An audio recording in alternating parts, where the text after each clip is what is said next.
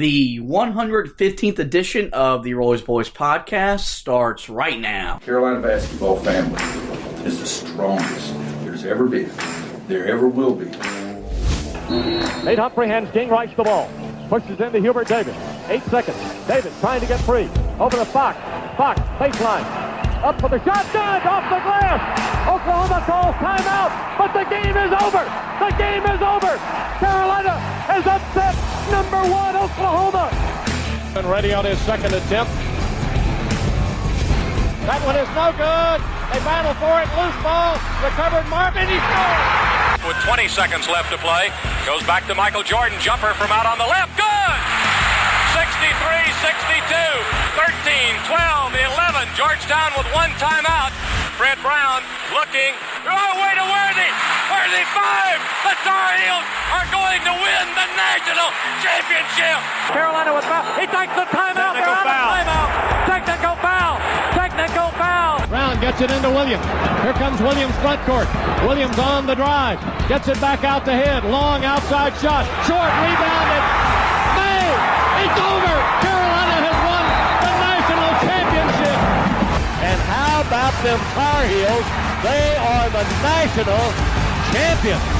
The Tar Heels are the national daggum champions. You competed. And that's what it takes to win big-time games. You've got to compete. You do it with your brain, and you got to do it with your heart, too. And that's pretty doggone good.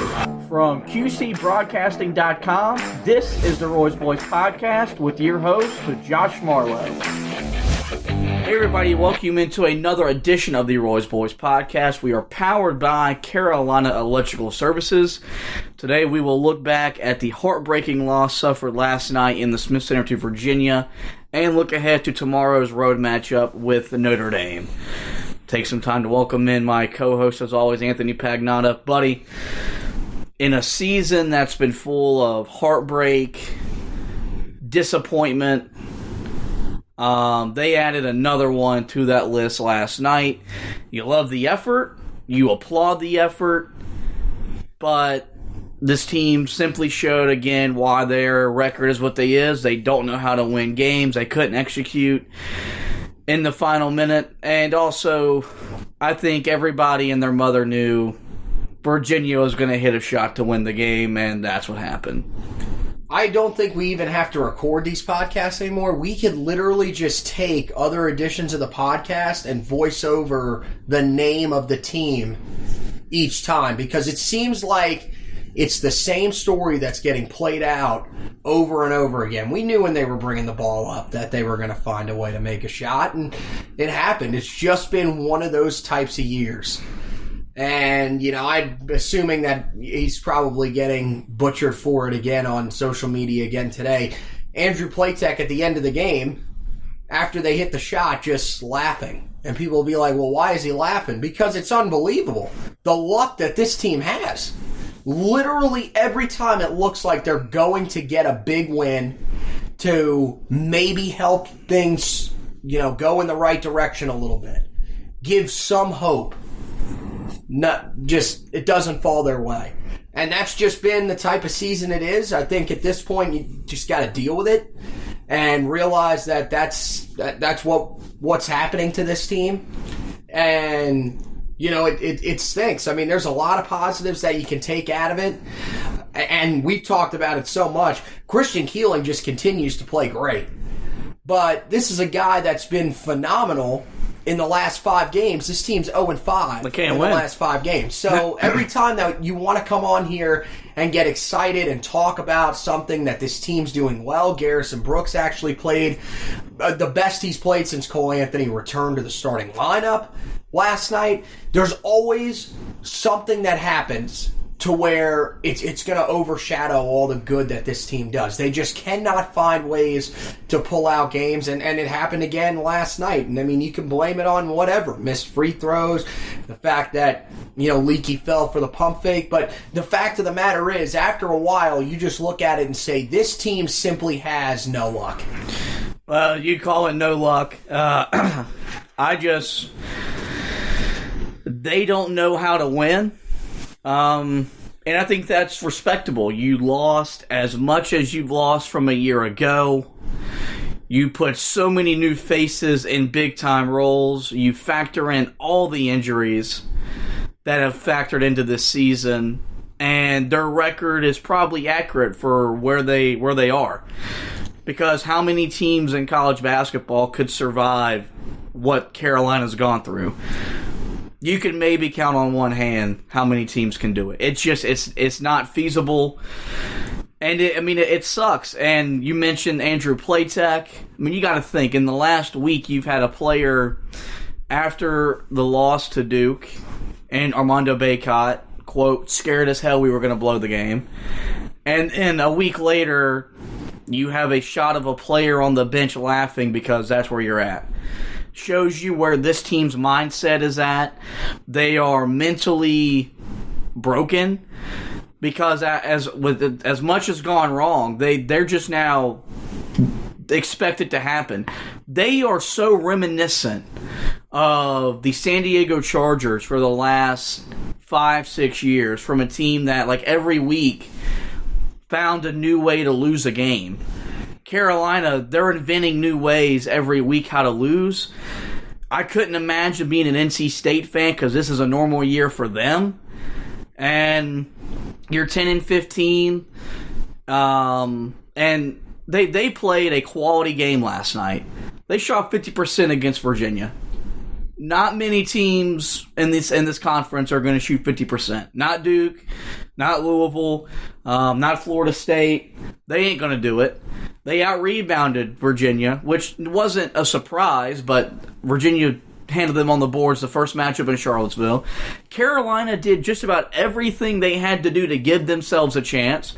They were 9-14 from the foul line, but that's still better than what we've seen from them at the charity stripe this year. Mm-hmm. It's just, you just knew Virginia was going to make that play because every team this year has made that play. Christian Keeling, this is a guy that I openly criticized. I think I called for his scholarship to be revoked. Yeah, I think that was after the Elon game, if I'm not mistaken, his last start before last night. And this guy, 11 points, knocked down 3 big free throws, has turned into the kind of player we thought we were getting when he transferred back last spring. And to really, it's going to no avail. It's for no good. You're not winning. And I don't care that he scored 11 points and was 4 of 6. Because you lost the game. And I'm pretty sure he feels the same way. Garrison Brooks had a fairly good game last night. Missed some rebounds at certain times, but his offensive game was at a full display. He knocked down a 3. He's shown a mid-range jumper that he knew he had to develop. And when this team plays through him, they have a chance to win. Cole Anthony wasn't great. He's not going to be great the rest of the year, but did enough of the plays that we needed him to make to give yourselves a chance. Virginia just was seasoned and ready to play. Tony Bennett continues to own not just Carolina, owns Roy Williams, Walden Tensei. What can you say about it? 6 of 10 from 3. Sometimes they were guarded, sometimes they were not, but you got to credit a dude from stepping into a three-pointer with 5 seconds to go in front of 20,000 fans and making it look effortless. Yeah, got to shout out Walden Tensei as well for wearing the early 2000s special jersey. A jersey 2 sizes too big with cornrows and knocking down the shot with ease. Now, you look at him coming into this game, was averaging, I think, just north of 6 points a game, shooting 36% from the field, comes in, goes nuts. He did it the first game against Carolina. It didn't go as nuts, but did score 11 points for him.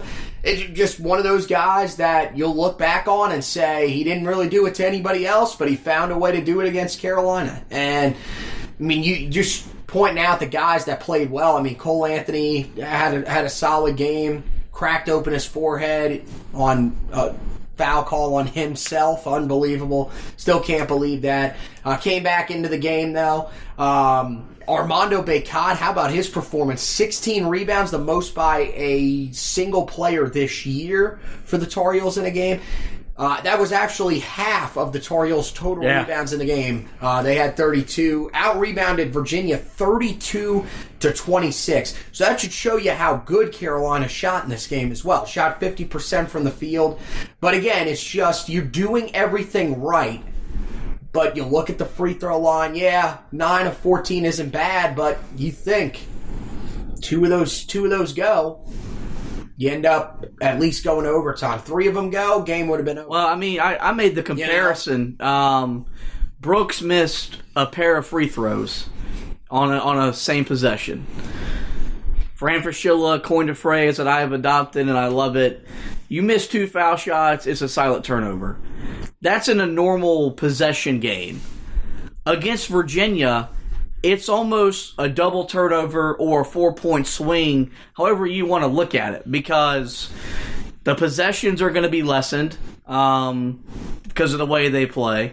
So any time that you don't score with the clock stopped, it's basically already a turnover. And you miss 5 foul shots, you have 15 turnovers, but I mean that was after 10 in the first half. I tweeted at halftime. Just imagine if we didn't turn it over a third of our possessions. Oh yeah, you think they're probably up 5-6 at the half. That could be the difference in the game too.